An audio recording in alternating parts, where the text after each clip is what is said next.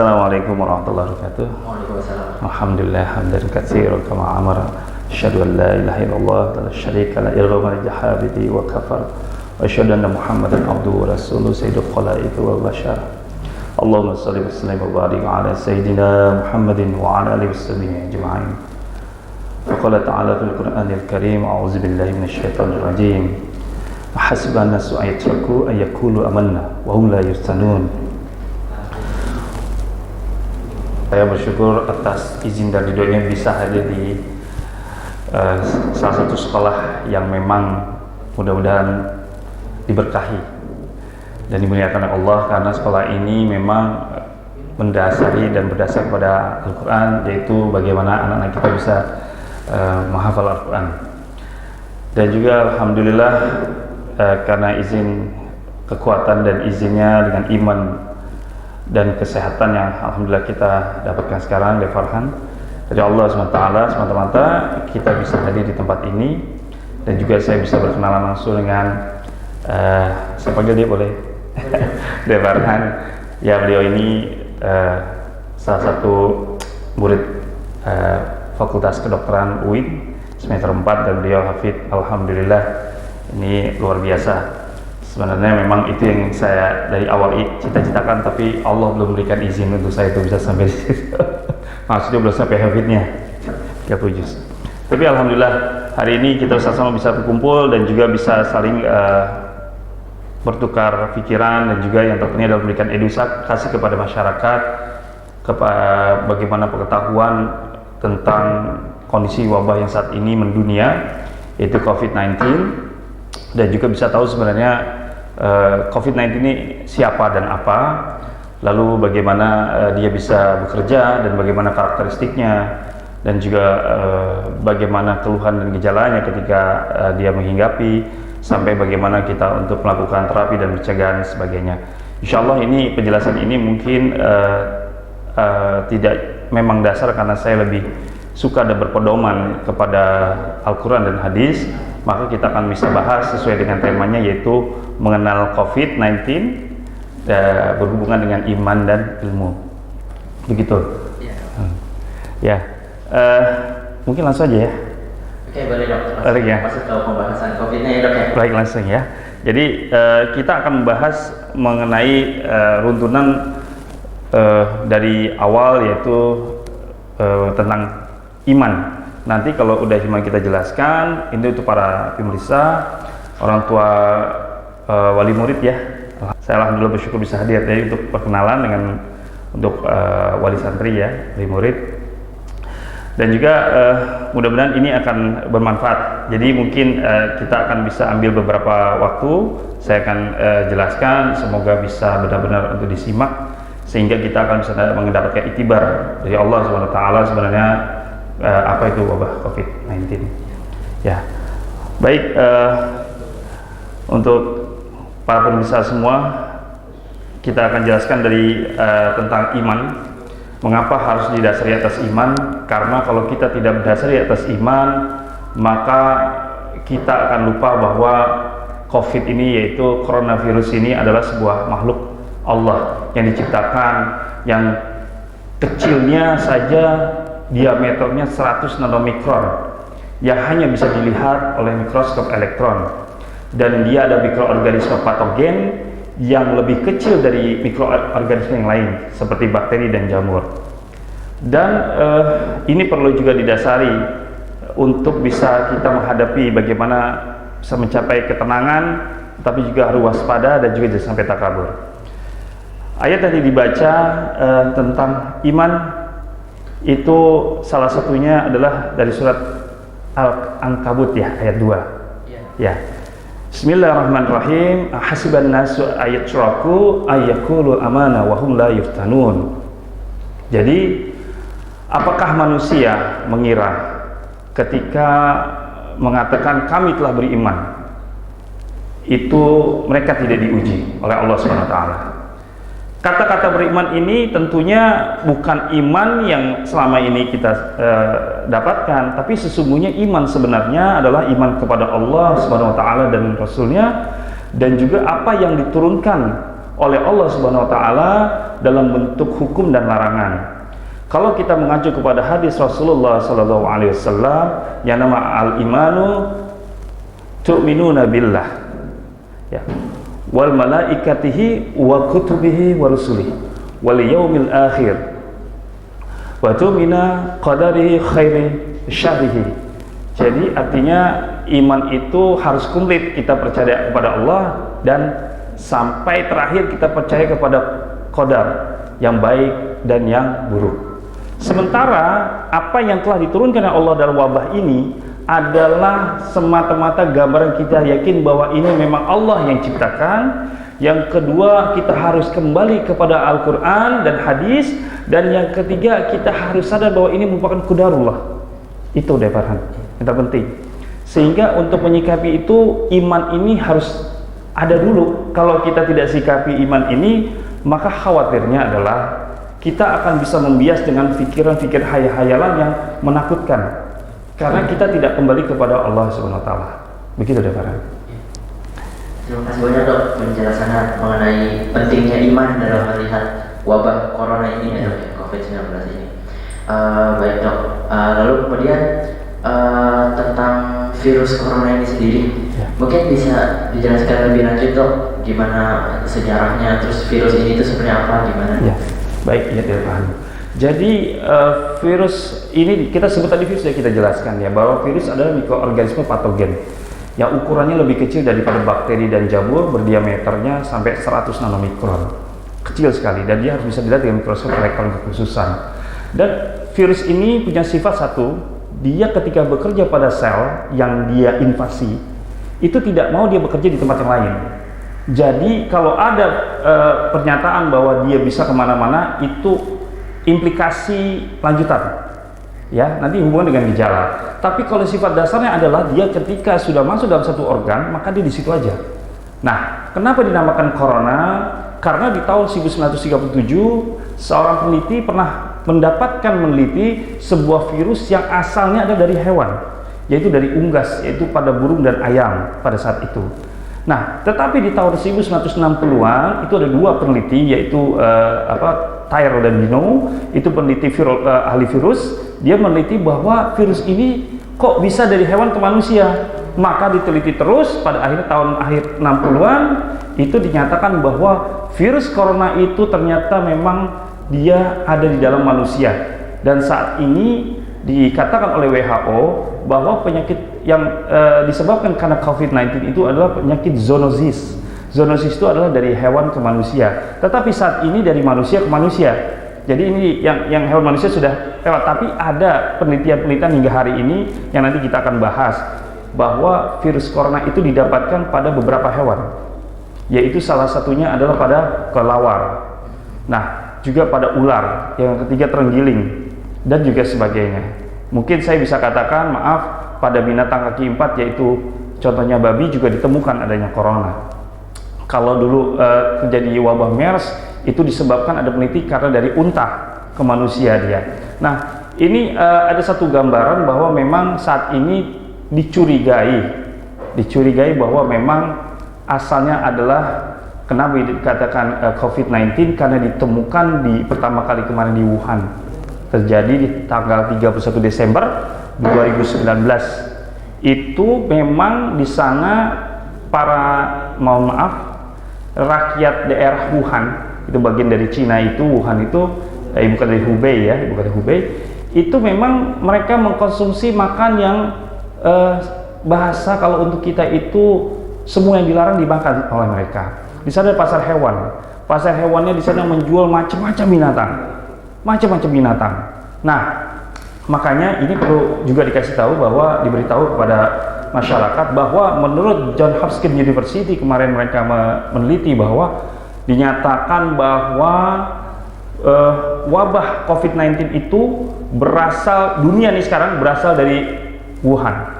Tetapi di dalam jurnal Medis Lancet yang baru kemarin itu di bulan awal itu dikatakan itu ditepis oleh beberapa peneliti dari Cina bahwa katanya bukan dari orang yang berhubungan dengan pasar hewan dan pasar ikan. Artinya mereka ada katanya ditemukan seorang pertama kali terkena COVID itu adalah orang tua usia di atas 60-an, itu yang rumahnya jauh dari pasar 5 kali naik.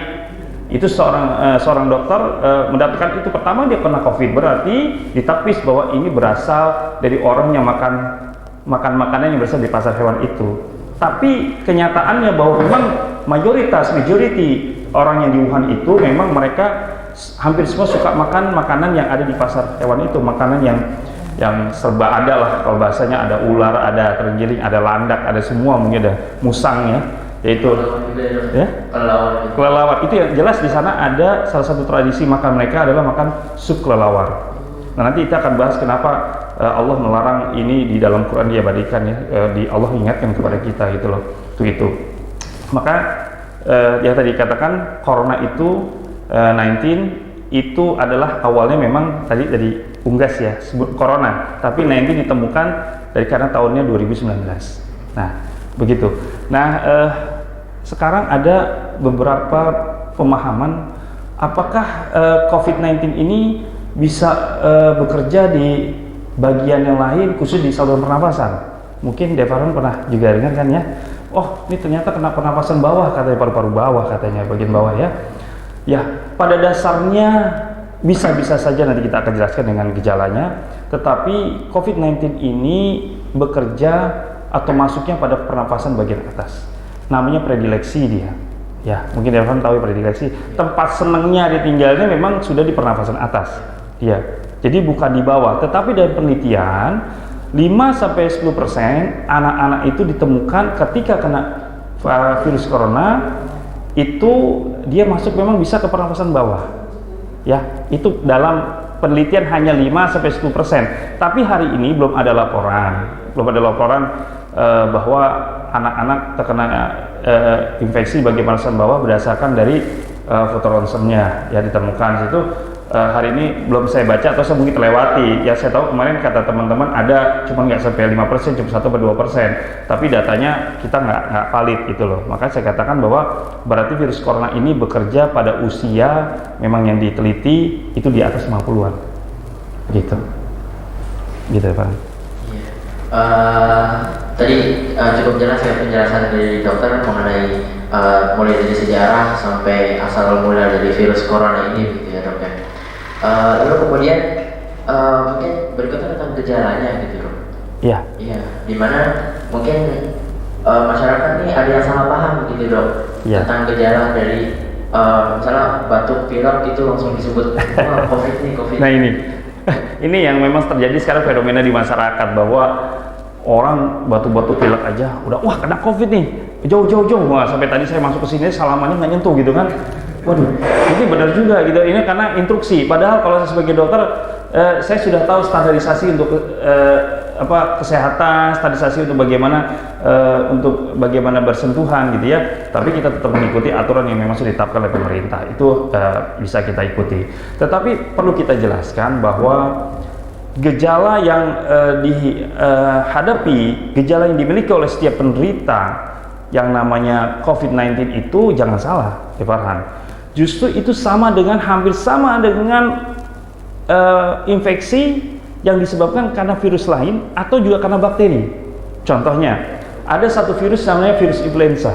Itu virus yang lebih terkenal di zaman dulu sebelum ada corona dia. Sebenarnya itu virus yang paling umum orang banyak kenal dan sering orang kena, itu biasa virus influenza. Itu gejalanya hampir sama, yaitu salah satunya adalah demam. Yang kedua batuk dan pilek. Ya, yang ketiga, yang keempat ada gejala sesak nafas. Keempat ada nyeri-nyeri bagian sekujur badan, bagian tulang-tulang persendian.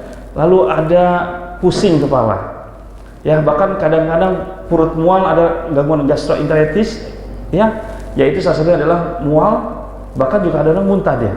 Ya, itu namanya gastroenteritis. Jadi bagian gastro dan bagian yang lainnya.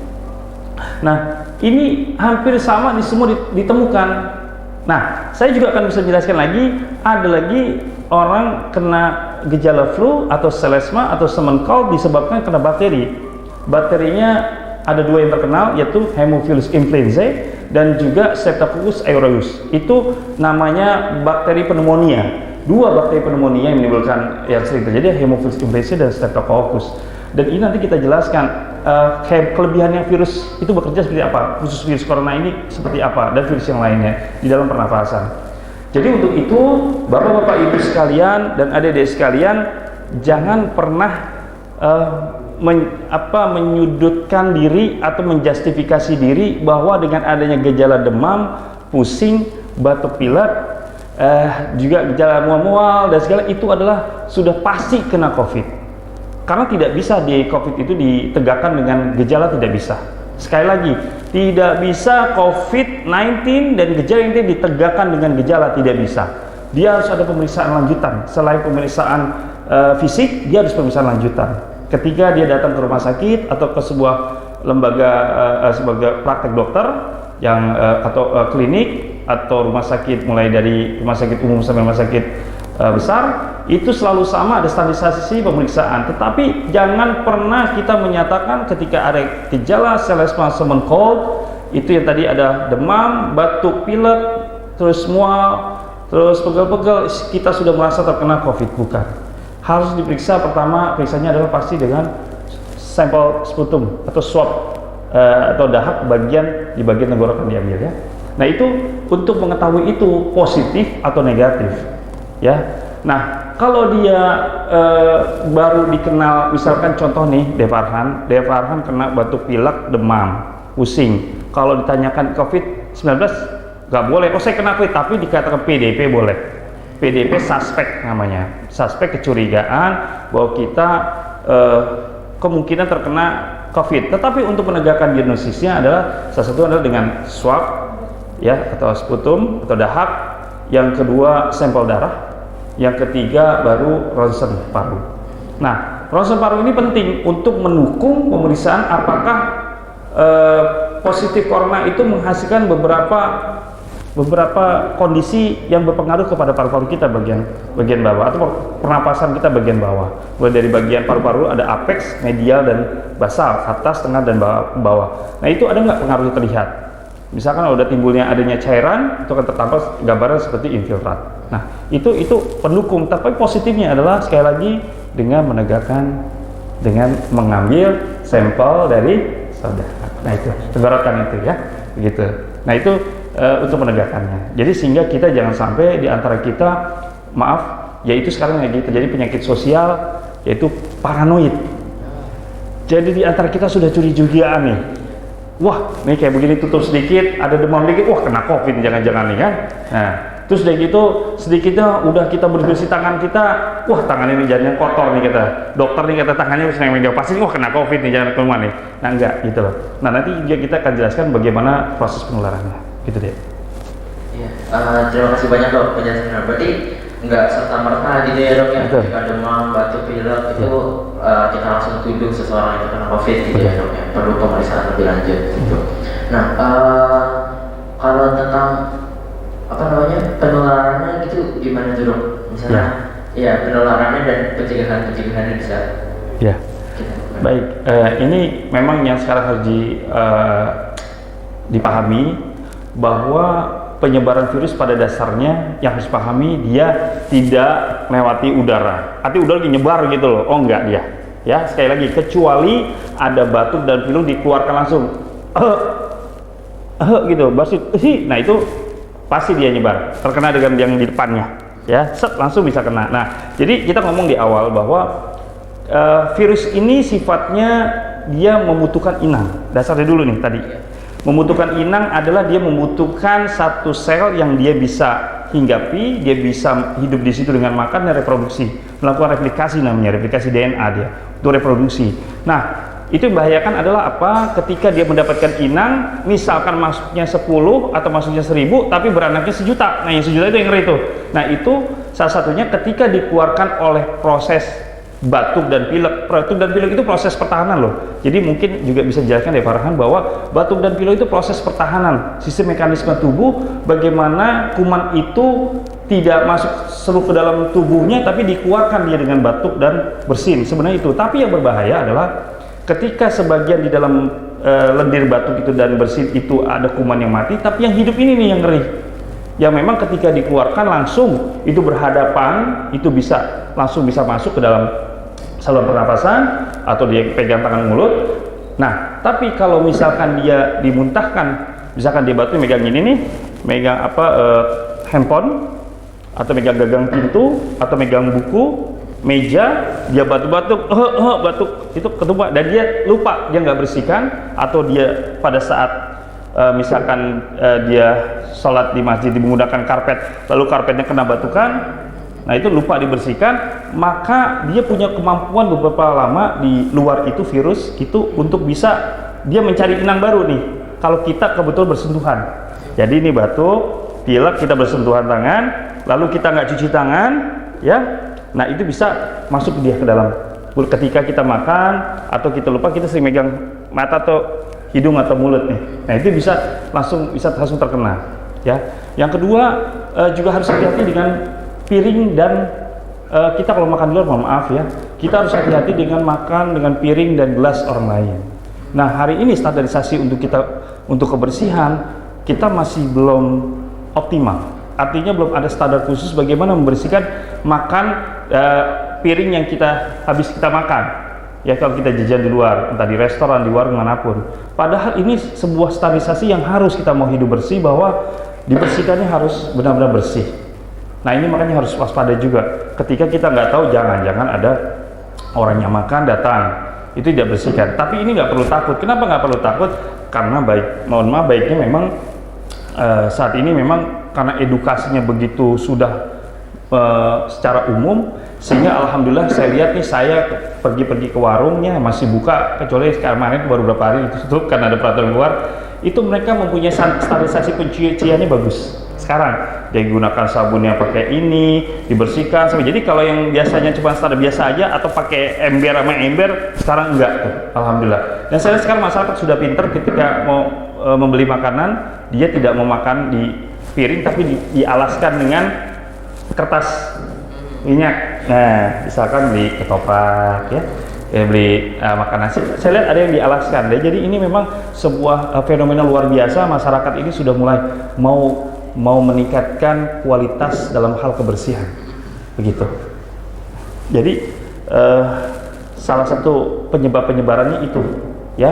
Terus juga satu hal, memang saat ini Deparhan kan bisa melihat, kita dikasih aturan pemerintah untuk melakukan pembenahan dengan meliburkan diri, supaya ya itu kita juga melihat itu. Saya sebagai dokter pribadi, saya mendukung apapun kebijakan pemerintah, tetapi menurut saya ada beberapa hal yang harus juga dipertimbangkan, ya.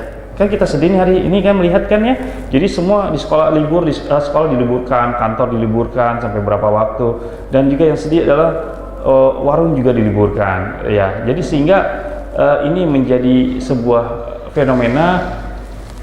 Assalamualaikum. Jadi menjadi sebuah fenomena, apakah yang sudah diputuskan oleh pemerintah itu sebenarnya bisa benar untuk menghilangkan, bahkan tidak menjadikan COVID ini menjadi lebih hebat gitu. Padahal sifat dasar COVID itu adalah sifat dasar virus, bukan COVID aja, itu dia melakukan sering mutasi dia, sesuai dengan situasi nih. Mutasi itu perubahan bentuk. Jadi sebenarnya bukan perubahan bentuknya, tapi perubahan kekuatannya, kemampuannya. Jadi selalu bentuknya, kekuatannya berubah-ubah dia. Nah, mutasi ini mengerikan. Nah, untuk itu sebenarnya kalau menurut saya adalah, kalau ketika kita menjauhkan dari keramaian, oke, untuk pencegahan. Tetapi sebenarnya ada standarisasi untuk melakukan itu supaya tidak terserang. Misalnya sebagai contoh, salah satunya adalah dengan menggunakan masker. Apalagi mereka yang sudah terkena, yang sudah berdampak, artinya mereka punya keluhan common cold. Nah, itu memang dia nggak boleh keluar rumah, nggak boleh keluar. Dia harus menggunakan selalu dengan masker yang harus sering diganti. Ini yang sudah, jangan sampai satu untuk sebulan gitu atau seminggu, jangan itu. Jadi sesungguhnya itu harus sering diganti. Pengen hemat gitu ya. Nah itu ingin, tapi ternyata pengen hemat, tapi ternyata malah nambahin penyakit karena dia taruhnya di luar. Padahal ketika nempel sini masuk lagi dia bahasanya kan. Padahal ini harus dibersihkan, sering harus diganti kalau sudah ada keluhan common cold atau keluhan influenza tadi. Walaupun dia belum terindikasi, pasti diagnosis untuk diagnosisnya adalah COVID-19, tapi dia harus itu. Dan kita juga yang sehat juga sebenarnya harus menggunakan masker, oke, benar, tetapi harus dilihat standarisasinya, bahwa ketika kita di dalam rumah dan lihat kita penghuni rumah kita sehat, kita nggak perlu pakai masker. Saya banyak kabar di teman-teman nih, Deparan, itu satu keluarga, anak, ibu, pembantu pakai masker 24 jam. Jadi nggak lepas-lepas. Saya mikir kok kuat banget ya. Saya coba kemarin pakai masker berapa menit udah sesak napas saya. Waduh, ya soalnya kalau di ruang OK beda kan pakai maskernya dan segala. Tapi ternyata pakai masker ada yang kuat sampai 24 jam nggak ganti-ganti di dalam rumah. Padahal mereka semua sehat gitu ya. Nah ini sebenarnya adalah salah satu gambaran ketakutan yang berlebihan. So itu nggak perlu. Terus yang kedua, kita lihat sholat di masjid ya. Memang benar dia diusahakan untuk tidak sholat berjamaah, oke lah secara hukum fikih bisa ya, karena terjadinya musibah kondisi itu memang sholat Jumat bisa digantikan dengan sholat zuhur berjamaah yang di rumah. Yang penting berjamaah di rumah, bukan sendiri-sendiri sholatnya ya. Nah itu kita sepakatnya itu bukan sendiri-sendiri, tapi berjamaah dipindahkan ke rumah. Tetapi menurut saya, kalaupun ada masjid-masjid atau musola mengadakan sholat berjamaah dan masjid, selama standarisasinya jelas bahwa gini, saya punya pandangan nih, Devarhan, yang dulu sering saya bicara di mana-mana di teman-teman pengurus masjid dan segalanya. Seharusnya kita tahu diri ketika kita sudah terkena, ini belum ada COVID, padahal belum ada COVID, saya sering ngomong pengurus masjid. Dimanapun saya teman-teman pengurus saya bicara. Jadi tolong dilihat bahwa kalau ada jamaah kita yang sudah terkena dia sama gejala flu, gejala batuk, ya, pilek dan demam segalanya, sebaiknya dia kalau sholat pun harus menggunakan masker. Kalau enggak, kasih saran sholatnya di masjid, di rumah aja berjamaah. Karena apa? Sholatnya di rumahnya itu penyakit yang dia tularkan itu jauh lebih mudaratnya dan dosa lebih besar daripada pahala yang didapatkan. Nah itu sudah dulu sebelum COVID ini sudah saya sampaikan. Nah hari ini memang keadaan itu sekarang malah justru berlebih, orang sehat saja nggak boleh ke masjid gitu loh. Maksudnya ini yang sebenarnya harus jadi pertimbangan. Yang kedua, sekarang peraturan pemerintah menutup sekolah dan warung ya, usaha menengah ke bawah. Itu fenomena sosial yang kita sedih, karena mereka kan pendapatannya dari harian. Dengan adanya mereka ditutup, tidak boleh ngumpul-ngumpul, berarti mereka harus tutup. Kalau sudah tutup berarti mereka tidak berdagang. Kalau tidak berdagang, bagaimana mereka punya pendapatan gitu loh. Nah sebenarnya ini juga dilema. Satu sisi memang benar usaha pemerintah untuk pencegahan adalah menghindari, karena dia butuh inang tadi ya. Jadi dia butuh inang, butuh induk, ya, butuh makhluk apapun bisa dihinggapi oleh virus. Ya, yang saat ini ya ini manusia. Nah, untuk itu kegiatan semua yang berhubungan dengan manusia itu dijauhkan ya Pak. Nah, itu emang udah bagus ya, maksud pencegahannya. Tetapi perlu dipertimbangkan lah, kalau pergi ada daerah kan baca ya, pemerintah akan melakukan, ada beberapa kepala daerah yang melakukan lockdown ya. Padahal Presiden Jokowi sendiri tidak melakukan kebijakan lockdown dia. Beliau itu bagus, dia melakukan social distancing atau physical distancing dibilang. Ada menjauhkan kontak atau menjauhkan hubungan antara manusia dengan manusia. Itu sebenarnya sudah bagus, tapi kalau dilakukan lockdown, maka ini yang berakibat secara nasional bahwa perekonomian kita hari ini yang sudah agak terpuruk ya, dengan adanya rupiah yang melemah sampai berapa? 16.000 sampai 17.000 ya. Yang 17.000 itu kalau ini di lockdown kemungkinan akan jauh lebih bikin berbahaya untuk kita, dan ini harus ada pertimbangan pemerintah begitu. Devarhan, perlu saya jelaskan juga untuk para pemirsa kenapa bisa terjadi munculnya COVID itu ya, atau bagaimana untuk penanganan sebenarnya yang tadi salah penanganan untuk bisa menghindari COVID perlu ya. Baik, pencegahan ya salah satunya adalah kita gambarkan bahwa semua apa yang ada di muka bumi ini makhluk mikroorganisme patogen atau yang bersifat oportunistik, yaitu dia jahat dan baik. Kalau bahasa manusia munafik nih, oportunis munafik nih. Jadi dia bisa baik bisa jahat. Tapi kalau patogen udah jahat, tapi kuman baik adalah baik ada. Jadi kuman-kuman Allah ciptakan dalam tubuh ini juga ada yang baik dari bakteri ya, jenis kayak gitu. Jadi membantu. Nah ini harus didasari bahwa mereka semua bisa bekerja itu bisa mempengaruhi sistem dalam tubuh itu tergantung dari daya tahan tubuh atau yang disebut imunitas. Daya tahan tubuh itu salah satunya di dalam tubuh kita. Makanya para pemirsa, bapak-bapak, ibu sekalian, adik-adik sekalian, jangan perlu khawatir, karena Allah Subhanahu Wa Taala sudah menciptakan begitu hebatnya sistem imun dalam tubuh kita, luar biasa. Kenapa? Karena imunitas tubuh itu di dalam tubuh ini ada dua dibagi, spesifik dan non spesifik. Yang non spesifik itu dimulai dari permukaan luar, yaitu kulit. Ini sudah salah satu perlindungan sebenarnya, perlindungan kita dari kuman. Ya, yang kedua adanya satu zat yang namanya lisosim pada keringat, pada ludah dan air mata. Itu juga salah satu perlindungan secara non spesifik. Lalu ada sistem yang namanya komplement yang mengaktifkan dia sisi fagositosis. Jadi kuman masuk, pokoknya nggak peduli ini sel siapa yang nggak dia kenal, dia kelilingin, ya dikelilingi. Setelah itu apa? Dibuat bagaimana virus itu, khusus virus ya, itu sistem interferon. Itu nanti ada interferon, itu yang non spesifik juga. Itu justru dia digunakan untuk ketika ada virus masuk, dia kenali, lalu dia putar, bahasa langsung dikepung, lalu bagaimana sel-sel yang dihinggapi virus itu membuat jadi resisten. Itu salah satunya. Yang kedua dalam tubuh kita yang tadi ada lisosim, ada lagi lebih dalam lagi. Salah satu adalah lactoferrin yang pada air susu ibu. Itu untuk bayi juga menjadikan, untuk kulit kita, untuk kulit si ibu dan juga untuk bayi itu juga menjadikan sistem imun. Jadi imunologi yang paling datang tubuh yang paling bagus. Dan yang juga salah satu di lambung. Di lambung juga ada zat yang bisa juga zat biokimia, itu yang juga bisa melindungi dari kuman. Maka jangan khawatir ketika virus ada di pernapasan atas kita lalu turun ke bawah masuk ke lambung, insya Allah dia mati. Karena panasnya lambung lebih dari 100 derajat, 100 derajat. Jadi panas sekali dia. Ya dulu kalau mungkin Devarman nggak ngalami percobaan, kalau saya pakai percobaan pipa besi, itu diambil asam lambung, ternyata ditaruh di baju bahan hancur badannya. Begitu panasnya, wah langsung dia perlambat langsung robek dengan bahan baju yang tipis. Jadi begitu panasnya lambung. Nah itu salah satu perlindungan selain zat asam lambungnya, dan ada zat yang Allah ciptakan untuk bisa melindungi dari kuman sebenarnya. Itu baru non spesifik. Yang spesifik di dalam tubuh kita ini ada sistem namanya limfosit B dan T. Limfosit T ini adalah limfosit T, ada T helper yang khusus adalah untuk mengenali antigen yang masuk, artinya kuman yang masuk, dia kenali siapa yang masuk. Setelah dikenali langsung dia detect, setelah itu baru dia perintahkan kepada, sampaikan informasi kepada limfosit B untuk menyerang, dan itu dia langsung menyerang. Dan ini sistem kekebalan ini, tubuh ini selalu tiap waktu dia bekerja sesuai dengan apa yang menjadi pekerjaannya. Contohnya kalau nggak ada antigen masuk, ya dia nggak bekerja. Tapi kalau ada antigen masuk, dia akan coba untuk selalu untuk mencoba untuk pertama mengenal, lalu dia membunuh, atau bisa juga dimakan. Ya, yang namanya sistem makrofag itu, ya. Jadi dia coba untuk kenali, lalu dia bunuh. Sehabis bunuh, dimakan, dicerna sama dia. Itu sisi pertahanan tubuh. Jadi sebenarnya insya Allah kita nggak perlu khawatir dengan kondisi yang Allah Subhanahu Wa Taala ciptakan data tubuh kita.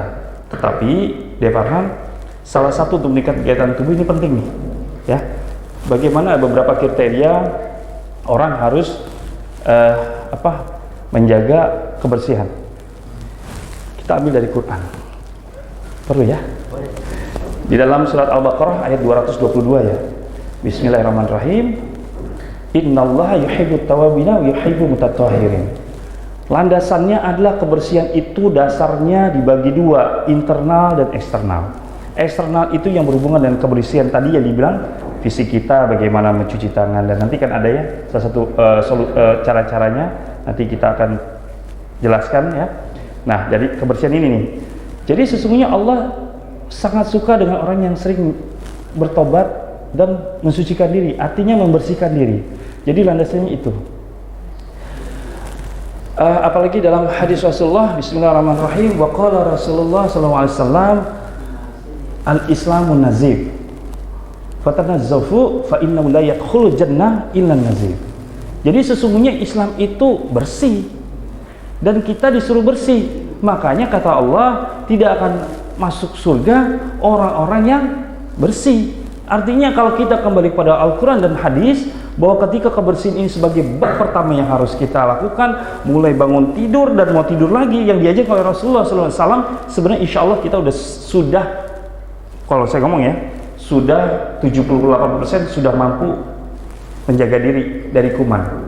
Sebenarnya sudah mampu 70-80% menjaga diri dari kuman. Nah, untuk itu kita harus melakukan bersih ini. Salah satunya adalah yang tadi bersih adalah pertama cuci tangan pakai sabun. Ya, Bapak-bapak Ibu sekalian, kalau mau bersih-bersih mulai dari awal cuci tangan, ya, cuci tangan dengan air yang dicampur sabun. Yang dibersihkan selama 20 sampai 30 detik. Kalau kurang itu virusnya biasanya atau bakterinya belum mau mati. Itu kalau bisa sabun yang cair. Ya, jadi sabun yang cair kalau bisa dibersihkan. Dan cara bersihkan seperti ini. Kalau untuk contoh tangan ya, dibersihkan. Ya, pertama begini, yang kedua dari atas ke bawah, gosok. Karena singkatan itu dong. Iya. Ada singkatan. Tepung selaci bibit. Ya, artinya apa? Cakep. Tepung. Pertama yang tadi dokter katakan itu, gimana dok? Ya. Gini ya. Tepung gitu ya. Nah, begini ya. Telapak tangan. Terus kemudian punggung. Punggung ya. Oke. Terus sela-sela jari. Iya, sela-sela jari, betul. Terus kemudian C-nya cincin. Oke. Benar. Terus puput. Putar-putar. Ya, betul gini. Nah. Jempolnya Betul.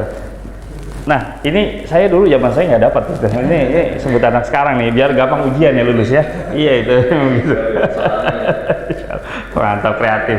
Jadi itu sebenarnya standarisasi yang diajarkan oleh Rasulullah SAW itu selaras dengan kedokteran. Ini bukan kita ngomong lebih ya, tapi ternyata selaras dengan apa yang diajarkan Rasulullah cara bersihnya. Dari bab toharoh kita, dari mutahharoh itu dari berwudu itu sebagai standarisasi bersih ya, bersih. Makanya juga yang kedua tadi untuk bersih sunnahnya adalah tidak boleh memelihara kuku lebih dari 1 minggu. Jadi usahakan Bapak Ibu sekalian, adik-adik sekalian untuk memotong kuku sunnahnya hari Jumat, artinya itu 1 minggu. Karena apa? Tempat yang paling sering, yang pertama kali dihinggapi kuman yang berhubungan dengan sentuhan adalah kuku tangan. Jadi kalau kita punya kuku panjang, kotoran masuk di selah kuku, maka dengan zat apapun dia nggak akan sampai. Artinya tidak bisa membunuh 100%. Jadi makanya harus bersih. Dan itu Rasulullah sudah ajarkan itu. Masya Allah, luar biasa. Nah ini standarisasi kebersihan. Yang kedua, kita diajarkan untuk menjaga kebersihan tempat kita. Ya, mungkin Devarhan sudah pernah dengar hadisnya. Yang mana tuh? Bismillahirrahmanirrahim. Wa qala Rasulullah sallallahu alaihi wasallam, Allah Ta'ala tayyib, yuhibbut tayyib. Nazifu yuhibbu nazafah. Karimu yuhibbu karamah. Jawadu yuhibbu jud. Fanazafu aftiyanakum. Ya begitu ya Ustaz ya. Kalau salah dibenerin ya. Ini masa dokter ngomong. Salah boleh. Jadi hadis Rasulullah itu artinya adalah Islam itu baik. Allah Ta'ala itu maha baik. Allah mencintai yang baik. Jadi Allah Ta'ala itu baik, mencintai yang baik. Ya, Allah itu maha bersih dan suci, mencintai yang bersih. Dan Allah itu maha mulia, mencintai mulia. Dan Allah itu maha dermawan dan mencintai kedermawanan. Maka perintahnya adalah bersihkanlah kalian tempat-tempat kalian. Artinya tempat-tempat kita diajarkan untuk bersih. Itu salah satu adalah rumah kita, tempat tidur kita, semua isi rumah. Yang kedua, kalau punya masjid, bersihin masjidnya seperti apa, ya. Nah, ini udah diajarkan sebenarnya oleh Rasulullah SAW. Makanya kalau kita kembali kepada hadis, sesungguhnya insya Allah COVID-19 itu sebenarnya atau kuman yang lain yang lebih kuat itu bisa kita hindari. Dan satu hal tadi bab bersih kan, jadi kebersihan itu dalam hadis Rasulullah juga ada yang mungkin kalau Devarhan dengar hadis Rasulullah kan ada nih yang Bismillahirrahmanirrahim, wa qala Rasulullah sallallahu alaihi wasallam an-nazafatu minal iman. Tapi ada sebagian sudah kita ini dibilang bukan hadis katanya, atau itu saya tidak mengerti, tapi kita pakai ada lagi hadis yang sama, yaitu at-tuhuru satrul iman, kesucian sebagian daripada iman. Nah ini dipakai oleh beberapa sesuai dengan hadis riwayatnya jelas. Nah ini sebenarnya kunci dari keimanan adalah kesucian. Kunci keimanan adalah kebersihan. Yang tadi kita udah buka dengan iman. Tidak juga iman kebersihan itu mulai dari fisik, tapi mulai dari hati dan pikiran. Jadi pikiran kita harus bersih, suci, insya Allah kita dalam langkah juga menjauhkan hal-hal yang kotor. Contohnya, kita kalau maaf nih ya, kalau kita mau melakukan perbuatan kefasikan besar, salah satunya kita zina, misalnya auzubillahi, itu ada salah satu perbuatan yang kotor menurut saya, ya.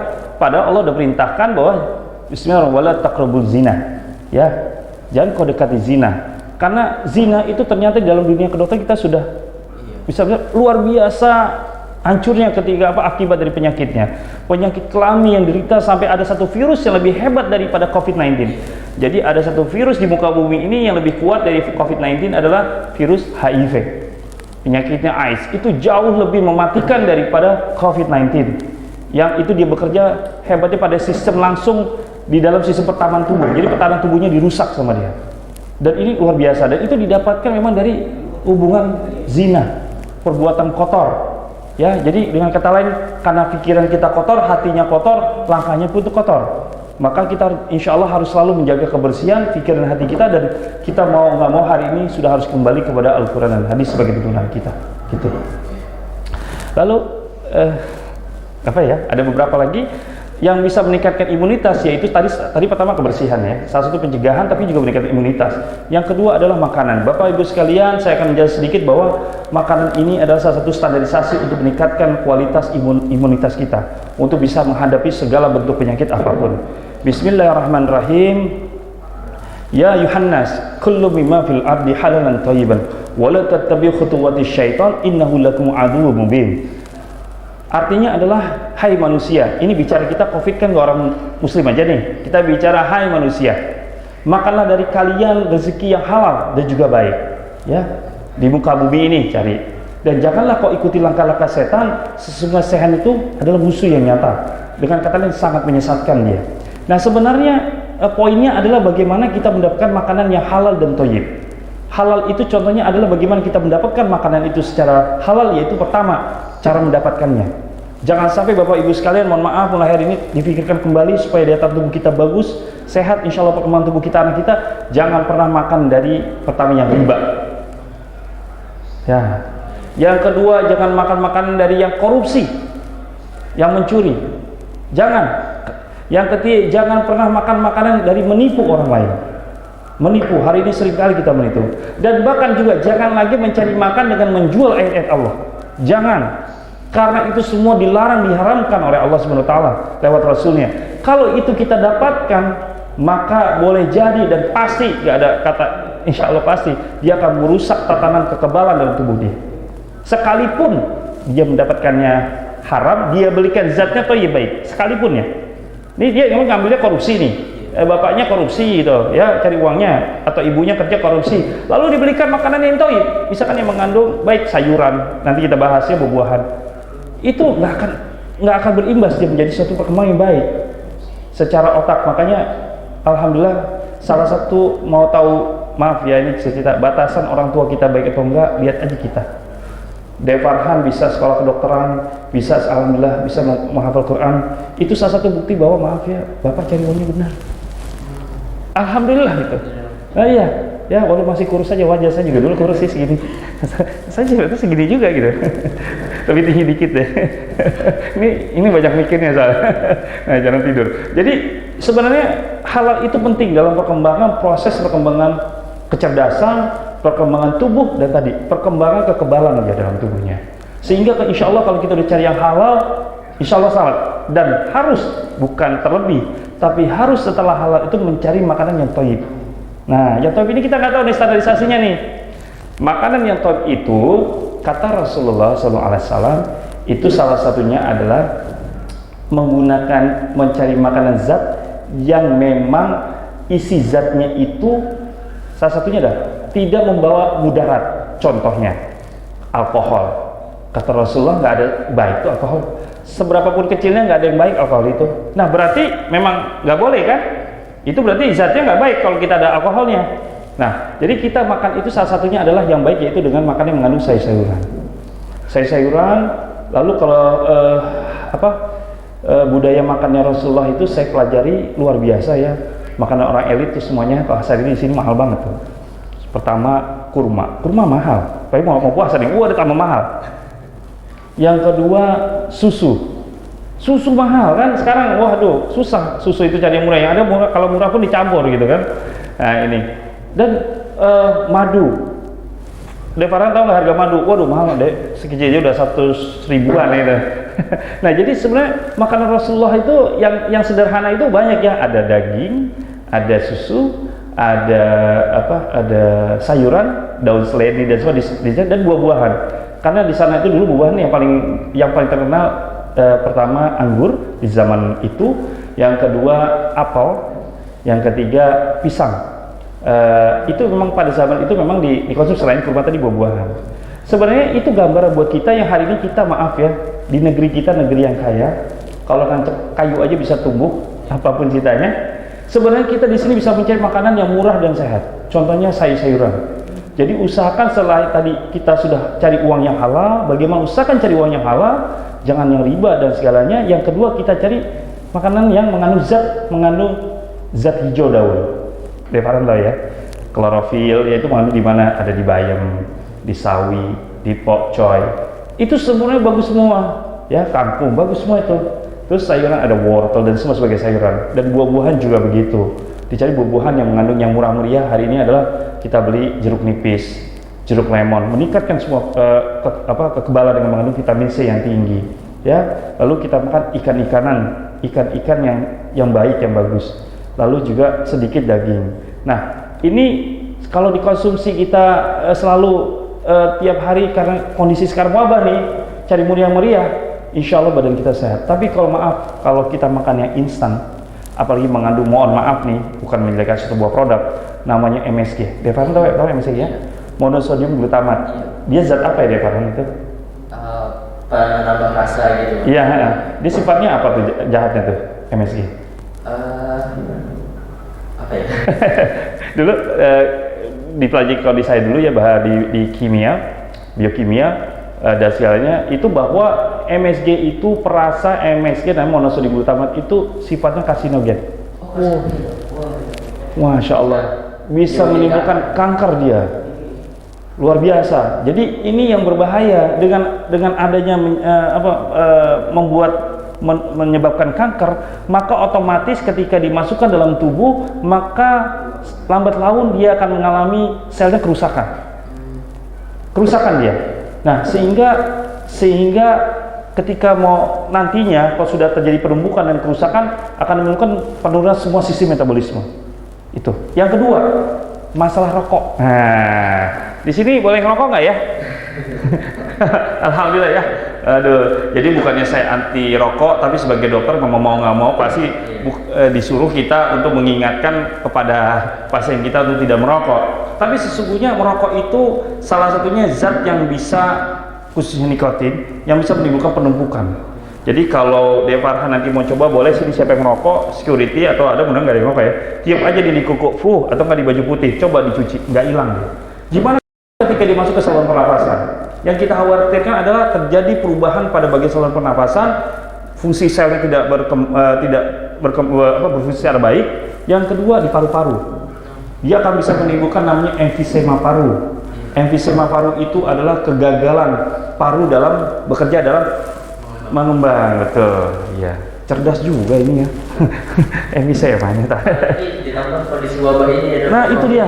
Nah itu makanya kondisi wabah ini, alhamdulillah, bagaimana caranya supaya kita kalau bahasa udah sabar.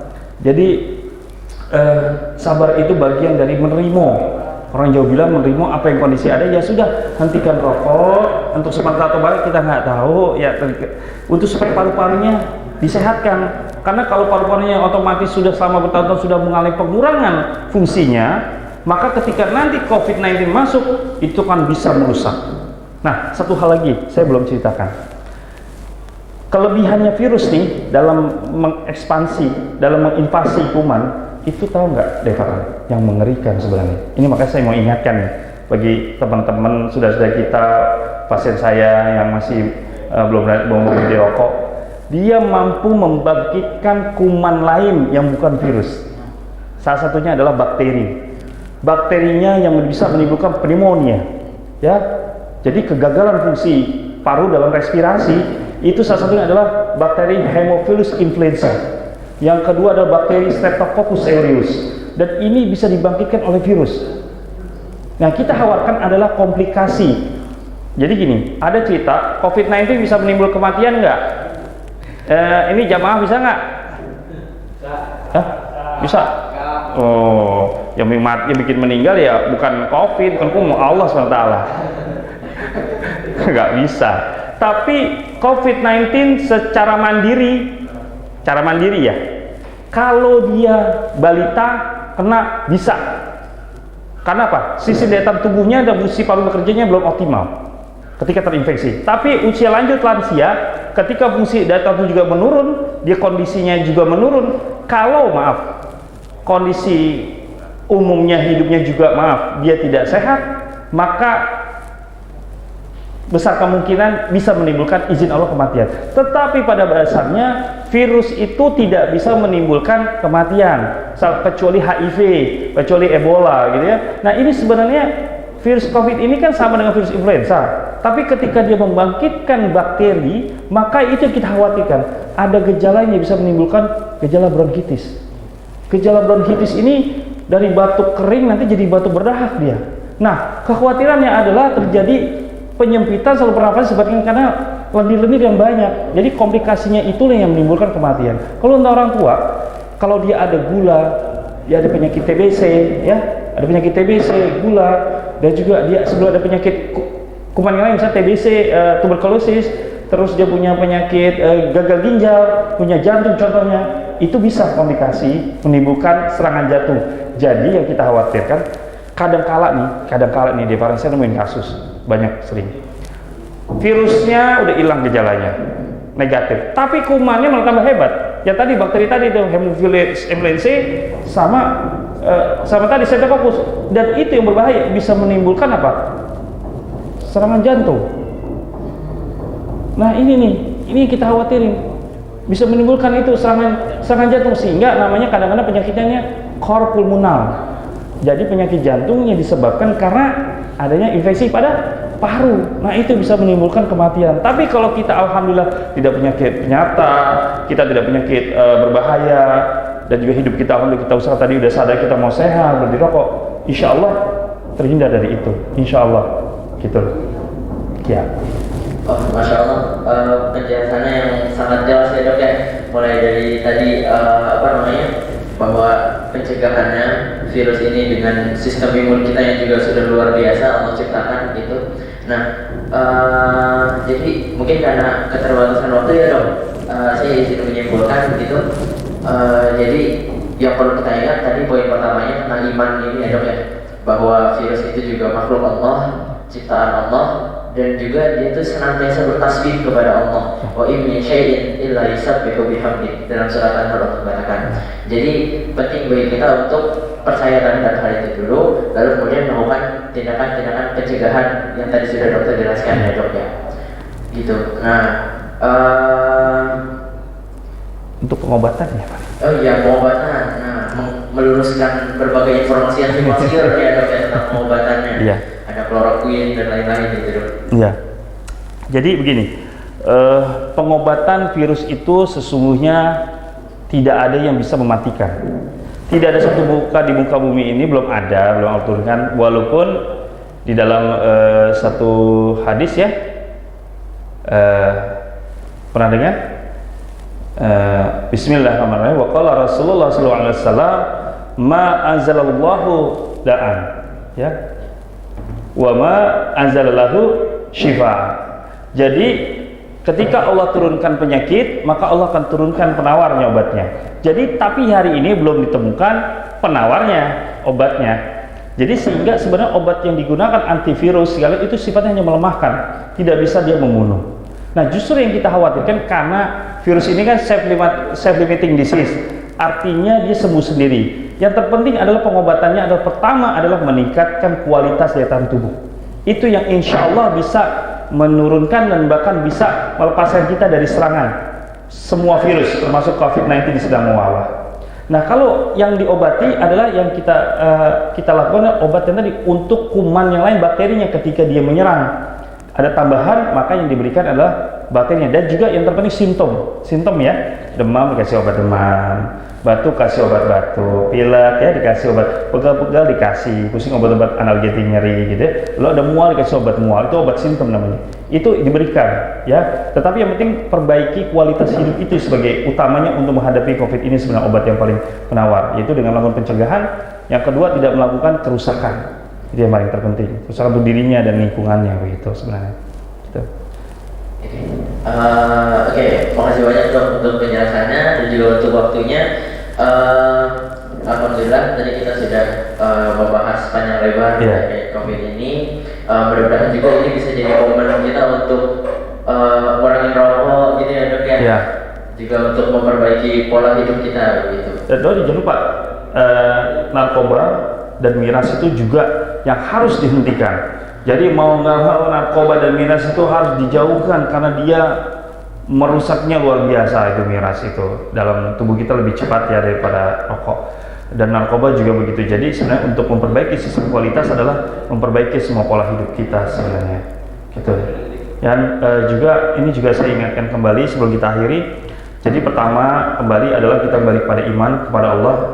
Kita yakin kepada Allah kalau ini sebuah pelajaran buat kita, insya Allah akan menjadi pelajaran berharga untuk mengenal diri kita dan mengenal kekuasaan Allah begitu hebatnya. Dengan makhluk yang nggak terlihat saja kita sudah terkapar gitu kan, bukan terlihat Allah. Dan yang kedua, kita mulai memperbaiki kualitas hidup kita dengan kita mulai beribadah. Ibadah kita nggak ibadah rububiyah kita perbaiki sholat kita ya semuanya, tapi juga ibadah yang lainnya kita. Untuk mulai tadi bab muamalah dan juga bab dalam mencari makan dan semuanya dari hidup kita, pola hidup kita rubah. Jadi salah satu pola hidup yang harus dirubah adalah jangan sering-sering kita menghabiskan waktu kita secara percuma. Jadi gunakan waktu kita bermanfaat diisi dengan bagaimana mengisi, terus isi dalam hidup kita berkualitas dengan ilmu, informasi yang baik. Jadi yang berkumpul-kumpul yang tidak ada gunanya hindari, apalagi pergi ke tempat-tempat yang negara-negara yang sudah terdampak. Jadi kalau bisa jangan gitu loh, pergi-pergian dulu. Jadi banyak sekarang bertafakur, kalaupun berkumpul dengan yang sesama yang sudah kita tahu jelasnya ya, kumpul walaupun tidak boleh pemerintah hari ini untuk berkumpul lebih dari 2 orang gitu ya, tapi kalaupun juga ketemu dengan teman, selalu cerita dengan kondisi hari ini, fenomena yang terjadi, biar sama-sama mengingatkan sesuai dengan surat Al-Asr. Bismillahirrahmanirrahim. Wal 'asri innal insana lafi khusr illadzina amanu wa amilus solihati wa tawassaw bil haqq wa tawassaw bis sabr. Jadi selalu kita menggunakan waktu kita untuk hal yang mengingatkan kebaikan dan kesabaran. Sesungguhnya innallaha ma'as sabirin. Sesungguhnya Allah itu beserta orang yang sabar. Dan bismillahirrahmanirrahim, hari ini saya hanya bisa memberikan satu tips di dalam Al-Quran, yaitu dalam surat Al-Baqarah. Bismillahirrahmanirrahim. Wasta'inu bis-sabri was-salah. Jadikanlah sabar dan salat sebagai penolong kita. Maka hari ini kita coba untuk sabar, menerima, dan juga mulai memperbaiki diri. Yang kedua, kita tingkatkan salat kita untuk minta pertolongan kepada Allah, sehingga semoga musibah yang di negeri ini bisa lepas keluar, Allah singkirkan. Dan juga untuk dunia ini kita bisa lepaskan Allah musibah ini, lalu diperbaiki kondisi kita, negeri kita, dan orang-orang yang pemerintah lebih baik dari sebelumnya, sehingga insya Allah kita bisa melangkah dalam kondisi yang lebih baik, lebih hidup yang diridhoi Allah Subhanahu wa taala dengan kembali pada Al-Qur'anul Karim dan As-Sunnah. Begitu. Terima kasih Dek Farhan atas waktunya, dan juga pihak sekolah telah mengundang saya. Semua mohon maaf lahir batin, bukan berarti saya lebih pintar dan itu, mohon maaf saya masih sangat kurang ilmu, tapi insya Allah ini informasi bisa kita sampaikan dan semoga ada manfaatnya buat saya pribadi, untuk keluarga, dan juga untuk semua yang mendengarkan, dan semoga ini bisa sama-sama kita amalkan. Terima kasih, mohon maaf lahir batin. Assalamualaikum warahmatullahi wabarakatuh. Waalaikumsalam warahmatullahi wabarakatuh.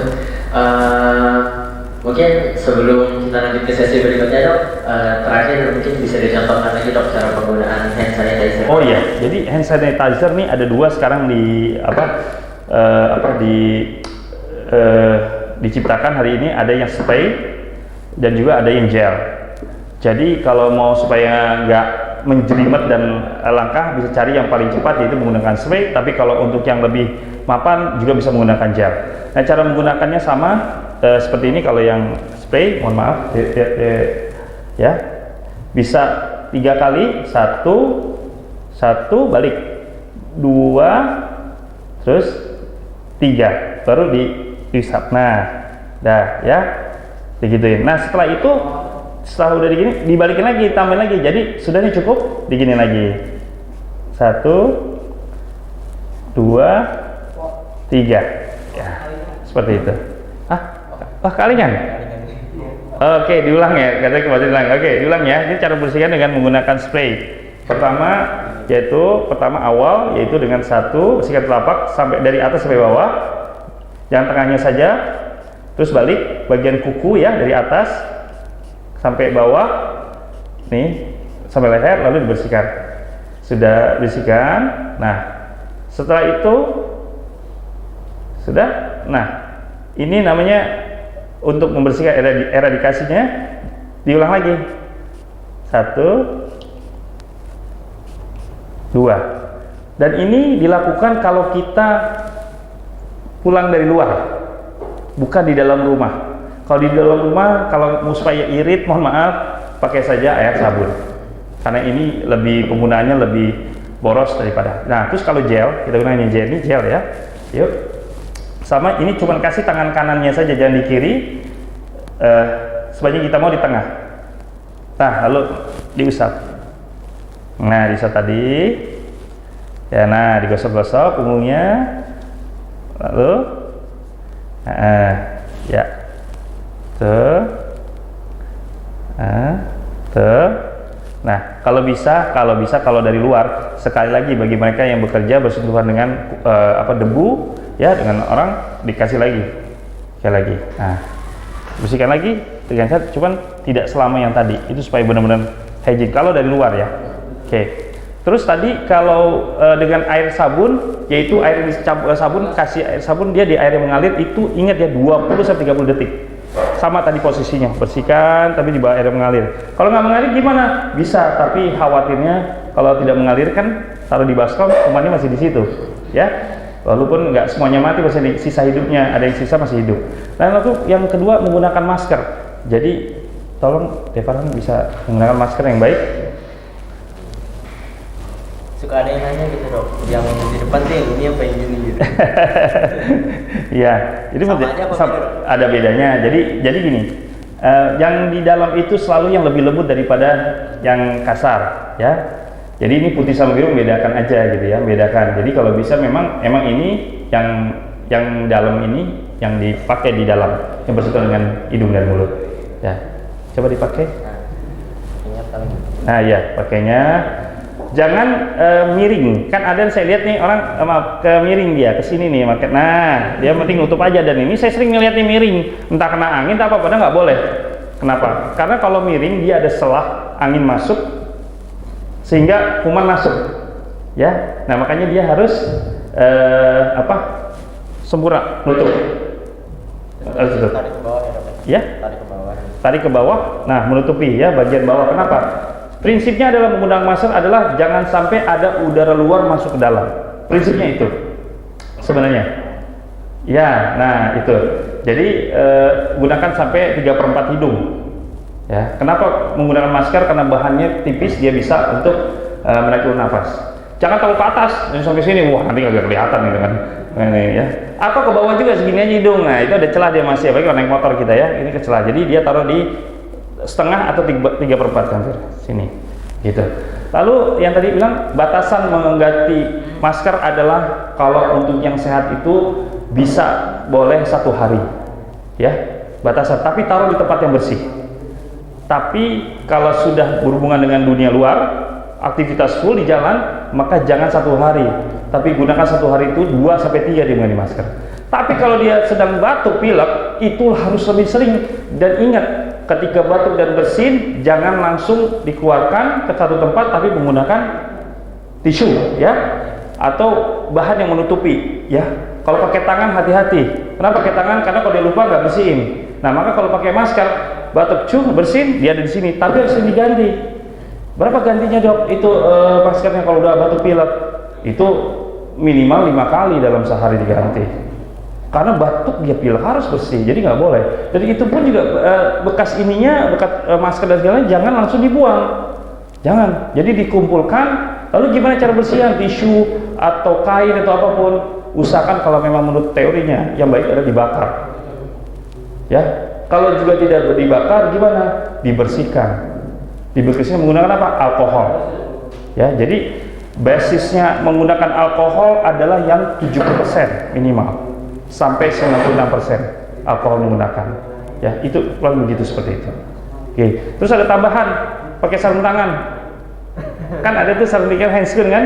Boleh saja menggunakan sarung tangan, boleh, insya Allah boleh. Tapi sarung tangannya jangan langsung dipakai lagi kalau sudah di luar, ya. Gitu boleh. Tapi kalau memang kondisinya sehat, menurut saya itu berlebih gitu, ya. Baik.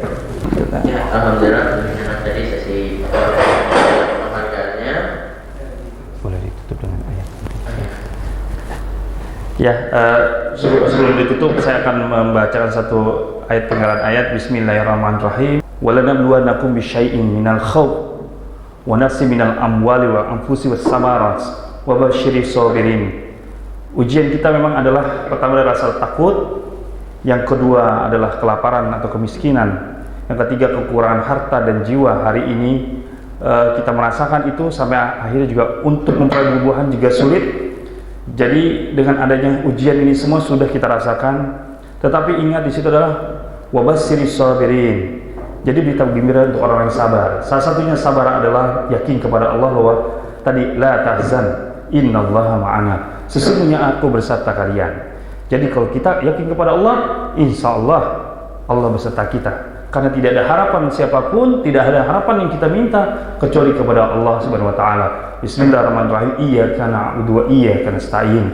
Akhir kalam, terima kasih kepada Farhan dan juga semua perangkat sekolah ini yang telah mengundang kami, dan juga apalagi ini yang Masya Allah luar biasa sebagai pemberian dari Ketua Yayasan, dan juga Pak Faisal sebagai kepala sekolah. Semoga ini akan bisa menjadi marba kita semua. Terima kasih. Assalamualaikum warahmatullahi wabarakatuh.